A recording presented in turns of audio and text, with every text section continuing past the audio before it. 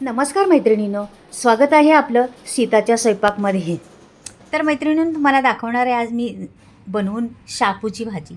छान अशी शापूची भाजी आणलेली आहे मी. कवळी कवळी होती बाजारातून, छान अशी एक मोठी गड्डी आणलेली आहे आणि मी तिला निसून घेतलेली आहे. शापूच्या भाजीमध्ये भरपूर कचरा असतो, त्याच्यात लवाळ्या पण असतात, मध्ये मध्ये काँग्रेस असतो. तर ते सर्व असं निसून व्यवस्थिशीर काढायचं. त्याच्यात काडक्या पण असतात काय काय अशा, त्या पण काढायच्या आणि स्वच्छ धुवून घ्यायची भाजी आणि नंतर मग चिरायची. हे पहा, आता मी स्वच्छ धुवून घेते. आणि मैत्रिणींनो, शापूच्या भाजीमध्येचं महत्त्व भरपूर आहे. तुम्ही का खावं शापूची भाजी हे पण मी तुम्हाला सांगणार आहे पुढे. आणि शापूची भाजी या पद्धतीने करून पहा एकदा. तुमच्याकडं न खाणारी पण आवडीने खातील. तर व्हिडिओ संपूर्ण पहा, मग तुम्हाला कळेल काय कशी बनवायची शापूची. आता चिरण्याची पद्धत पहा. आपण हे सर्व मागे पुढे असतं ना, असं मध्ये चिरायचं आणि मागं सारून घ्यायचं. अगदी बारीक चिरली जाते शापूची भाजी बघा. आणि जेवढी बारीक चिरण ना शापूची भाजी तेवढीच चवदार लागते आणि म्हणजे अशी दिसायला पण फार देखणी दिसते. त्याच्यामुळे शापूची भाजीची ही काळजी घ्यायची, बारीक चिरण्याची. मोठी मोठी नाही चिरायची, बारीकच चिरायची. आणि त्याच्यात काय काय घालणार आहे ते पण सांगणार आहे पुढे, दाखवणार पण आहे आणि त्याचं महत्त्व पण सांगणार आहे. तुम्ही संपूर्ण पहा व्हिडिओवर. तर हे बघा, आता मी अर्धी तर चिरून झालेलीच आहे. आणि पहा किती मी बारीक चिरलेली आहे, एकदम एकदम मस्त चिरलेली आहे मी शापूची भाजी. आणि कुठली डाळ वापरायची त्याला ते पण सांगणार आहे. बघा किती छान चिरलेली आहे, बारीक एकदम. आणि खरंच ही शापूची भाजी आपण बाळंतीण बाई झाले ना, तिने तर अवश्य खावं. अंगाला खाज येते बाळंतीण झाल्यानंतर, डिलिव्हरी झाल्यानंतर ते पण ह्यानी जातं. आणि खूप वातविकारावर, वात पण आपल्या शरीरात असला ना, वात असतो बघा, सांधेवात, हे वात ते वात, ते वातावर पण उपयोगी पडणारी ही भाजी आहे. गुडघेदुखी कंबरदुखीपासून बी गायब होणारी भाजी आहे. म्हणजे बऱ्याचशा रोगांवर प्रतिकार करणारी ही भाजी आहे. ही भाजी खरंच अजून काही आहे महत्त्व तिचं, मी नक्कीच पुढे सांगेन आणखीन तुम्हाला. पण मोठा व्हिडिओ होत जातो आहे ना, त्याच्यामुळं सांगण्याचा प्रॉब्लेम जरा कठीण होते. नाही तर भरपूर काही ही भाजी खाल्ल्याने आपल्याला फायदे आहेत. तर नक्कीच खरंच सर्वांनाच, फॅमिलीसाठी तुमच्या एकदा हप्त्यातनं एकदा किंवा 15 दिवसातनं एखादी तरी भाजी खावं. महिन्यातनं तरी एकदा तरी खावंच भाजी. फार छान लागते मात्र. अशा पद्धतीने करून पहा. काही लोकांना नाही आवडत भाजी. आता बघा, लसूण मी भरपूर घातला आहे. एवढीशीच भाजी आहे, एवढा लसूण घातला तुम्ही म्हणसाल, पण हा लसणाचं खूप महत्त्व आहे. ह्या लसूण खाल्ल्यामुळे आपलं डोकं तर दुखायचं बंदच होतं. शापूच्या भाजीत घातल्यानंतर सांगते तुम्हाला, डोकं दुखायचं तर बंदच होतं. आपला घसा किंवा अनेक रोगांवर हा लसूण प्रतिकार करणारा आहे. तुम्हाला तर माहितीच आहे, बऱ्यापैकी लोकांना आता माहिती आहे काही काही गोष्टी ना, तर सांभाळूनच करतात ती लोकं. तर मला माहिती आहे तेवढं तुम्हाला सांगते. ज्याला माहीत नसेल ते बरोबर लक्षात घेईन, ज्याला माहीत आहे ते तर नाही घेणार म्हणा. पण अशा पद्धतीने तुम्ही हे बघा, भरपूर लसूण घालायचा. त्याच्यामुळे खूप टेस्टी ती भाजीला पण टेस्ट येते आणि आपल्याला पण फायदा होतो. त्याच्यामुळे लसूण भरपूर शापूच्या भाजीत आवर्जून लसूण घालायचा. हे पहा, भरपूर काही माहिती तुम्हाला सांगते मी. तर नक्कीच पुढे पाहत राहा. थोडे थोडे मध्ये टिप्स आहेत त्या पण देते. तर ही भाजी एवढी अप्रतिम लागते ना, खरंच मस्त. आता आता मी मिरच्या कापून घेणार आहे बा. अशा पद्धतीने कापायच्या मिरच्या, जुळून घ्यायच्या पहिल्या.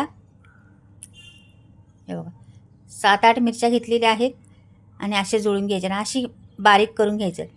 तुम्हाला जर वाटण लावायचं असलं तर लावू शकता, का की लसूण आणि मिरच्या वाटायच्यात आणि दुसरं काही वाटायचं नाही त्याला. म्हणून मी वाटलं नाही, असंच घेतलं. मुलांना नाही आवडलं तर मिरची काढून टाकतात, म्हणून असंच ठेवलेलं आहे. हे पहा, अशा आणि ही भाकरीबरोबर, चपातीबरोबर किंवा तोंडी लावण्यासाठी फार उपयोगी आहे. आणि खरंच तुम्हाला सांगितले, बाळंतणीसाठी तर खूपच फायदेशीर आहे हिला.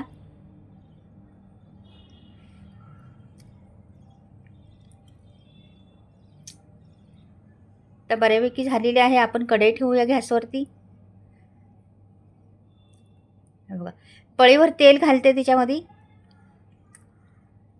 कढईमध्ये तेल छान तापून द्यायचं आपल्याला. कढई तापली पाहिजे, तेल तापलं पाहिजे, नंतर दुसरं प्रोसेस करायची आपल्याला. तर तुम्हाला नक्कीच माझ्या भाजीची पद्धत आवडली तर लाईक करा, सबस्क्राईब करा आणि कमेंटमध्ये जरा लिहून पाठवा कुठून बोलताय. आवडलं तुम्हाला तर नक्कीच, नाही आवडलं डिसलाईकलं तरी चालेल, काही प्रॉब्लेम नाही. पण आवडलं तर नक्कीच लिहून पाठवा मैत्रिणीनं. आणि कुठून पाहताय किंवा तुम्हाला आवडलं असलं तर नातेवाईकांना पाठवा. या पद्धतीने आणि एकदा करून पहा नक्की मात्र या पद्धतीने भाजी. आता इथे बघा भरपूर सारा लसूण मी टाकलेला आहे, मिरच्या टाकलेल्या आहेत आणि जिरं पण टाकलेलं आहे. तेवढ्याच तेलात अगदी चटपटीत होणार आहे ही भाजी पहा. नवशिकावाल्यांनी पण सहज करू शकता, एवढी सोपी भाजी आहे. आता इथे डाळ आहे बघा, मुगाची डाळ घेतलेली आहे मी चण्याची डाळ नाही घेतली, मुगाचीच घेतलेली आहे. का की मुगाची डाळ आणि शापूची भाजी अगदी बरोबर सेम प्रमाणात आहे आणि बरोबर शिजतात आणि चवही छान लागते. त्याच्यामुळं मुगाची डाळ घालायची शेपूच्या भाजीत कधी पण. चण्याची घातली समजा तर ती भिजत ठेवा आधी 2-4 घंटे, नंतर मग घाला. पण आधी तुम्ही अशीच, आता मी नुसती घेतली पळी भरून आणि धुतली आणि इकडे टाकली, काहीच केलं नाही, पूर्वतयारी नाही, काहीच नाही. आपली ही शापूची भाजी तयार होणार आहे बा. मुगाची डाळ टाकल्यामुळे त्याचा स्वाद बी मधुर येतो, वेगळा स्वाद लागतो आपल्याला आणि लवकर पण शिजते, एकदम दोन्ही सेम शिजतात संगत. त्याच्यामुळे हमेशा मी तेच करत असते, मुगाची डाळ टाकत असते आणि दिसती छान. मेन गोष्ट दिसती पण छान. भाजी बनली ना खूप सुरेख दिसती भाजी. तर अशा तऱ्हेने भाजी बनवा तुम्ही, नक्कीच आवडेल तुम्हाला. हे बघा छान परतून घ्यायचं ते डाळ आणि ते सर्व. आता मसाला आता भाजी सोडून देते मी. हे बघा चाळणीत ठेवली होती निथळायला, मात्र स्वच्छ धुवून काढायची भाजी. पावसाळ्यामध्ये तर भरपूर भाज्या धुवायच्या, भरपूर किटाणू असतात, काय काय असतं.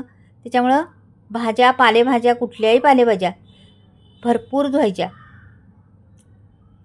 आता मीठ टाकलं नाही पहा मीठ मी पालेभाज्यांमध्ये मैत्रिणीनं तुम्हाला मी बऱ्याचदा सांगत असते हमेशा. तर ज्यांनी ऐकलं नसेल त्यांना सांगते आता, का पालेभाज्या करताना मीठ पहिलं कधीच टाकायचं नाही, मसाल्यामध्ये टाकायचं नाही किंवा असं बी वरून सोडायचं नाही. पालेभाजी लेवलमध्ये आली का नंतर मीठ टाकायचं. का की पालेभाजी खूप फुगलेली असती आणि नंतर मग ती आपल्या गॅसवर ठेवली का मग ती कमी कमी होत जाते. मग आपल्याला अंदाज कळत नाही, कधी खारट होणार कधी आळणी होणार. म्हणून ती लेवलला आली तरच मीठ टाकायचं. काही असतात पदार्थ ना, त्याला नंतरच मीठ टाकायचं असतं. तसं पाहिलं तर आता शापूची म्हणजे पालेभाज्यांना नंतरच टाकायचं मीठ आणि कढीमध्ये नंतर टाकायचं. दह्याची कढी असते ना त्याला पण नंतर आता बंद करायचं आपल्याला. उकळून झालेली आहे कढी, नंतर आता बंद करून गॅस उतरून ठेवायचे, तेव्हा मीठ टाकायचं. हे बघा आता लेवलला आलेली आहे ना भाजी, केवढी फुगली होती. आता बरोबर मीठ बसणार, एकदम मापात मीठ बसणार त्याला.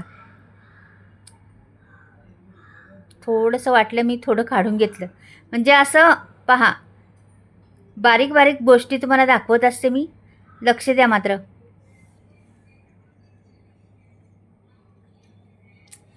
आणि पहा रंग किती सुंदर दिसते भाजीला. पहा मुगाची डाळ आणि ती हिरवी भाजी, किती अप्रतिम रंग आणि ह्या भाजीचा सुगंध फार सुटतो हा मैत्रिणीनं. तुम्हाला जाणवत असेल का आपण भाजी बनवली घरामध्ये ही शापूची, तर घरामध्ये वेगळाच सुगंध दरवळत असतो. लगेच कळतं, कोणी बाहेरून आलं तरी आज काय शापू बनवली काय असं लगेच समजतं, एवढा छान सुगंध असतो तिचा. ते बघा 1-2 वेळा हलवून झालेली आहे, पलटी करून झालेली आहे. ही बऱ्यापैकी आपली शापूची भाजी तयारी. कधीही खा मैत्रिणी, तोंडी लावण्यासाठी खा, नुसती भाजी चपाती खा, भाजी भाकरी खा. आणि आणखीन प्रकार होतात ह्या भाजीचे, ते पण तुम्हाला सांगणार आहे नंतर. हे बघा आता बऱ्यापैकी झालेली आहे आपले सर्व.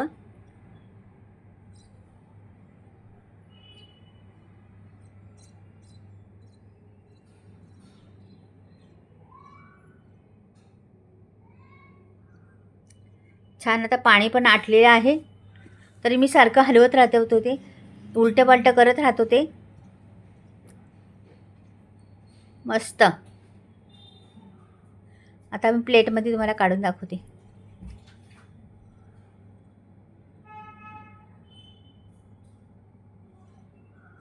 काढून ठेवते छान. पहा किती छान दिसती. आणि मैत्रिणींनो, माझे मसाले आलेले आहेत. तुम्हाला स्क्रीनवर नंबर दिलेला आहे. तुम्हाला मसाले हवे असले तर घेऊ शकता तुम्ही मसाले. नवीन स्टॉक आलेला आहे आता, तर तुम्ही फोन करू शकता. फोन नंबर देणार आहे मी स्क्रीनवरती. पहा किती सुरेख दिसती भाजी.